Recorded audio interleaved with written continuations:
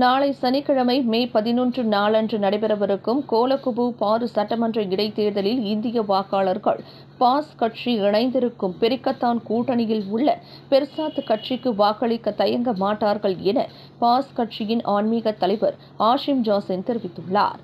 எந்த அரசாங்கம் மாறினாலும் தாங்கள் புறக்கணிக்கப்படுவதாக கூறும் இந்திய சமூகத்தினர் மெல்ல மெல்ல இஸ்லாமிய தலைமைத்துவத்தின் மீது நம்பிக்கை கொள்ள தொடங்கியுள்ளனர் என்றும் அவர் கூறினார்.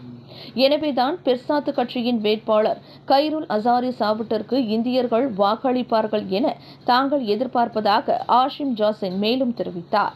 இஸ்லாமிய தலைமைத்துவத்தின் மீது இஸ்லாமியர்கள் அல்லாதவர்கள் நம்பிக்கை வைப்பது புதியதல்ல என குறிப்பிட்ட அவர், பாஸ் கட்சியின் இஸ்லாம் அல்லாத பிரிவில் அதிகமான இந்தியர்கள் இடம்பெற்றிருக்கிறார்கள் என்றும் சமீப காலத்தில் அவர்களின் ஆதரவு அதிகரித்து வந்திருப்பதாகவும் குறிப்பிட்டார்.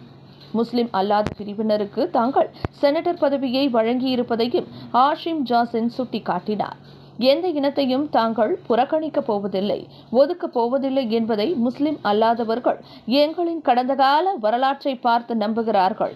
உதாரணமாக, கிளாந்தானில் சீன சயாமியா சமூகத்தினர் பாஸ் கட்சியை ஏற்றுக்கொண்டுள்ளனர் என்றும் ஆஷிம் ஜாசின் கூறினார்.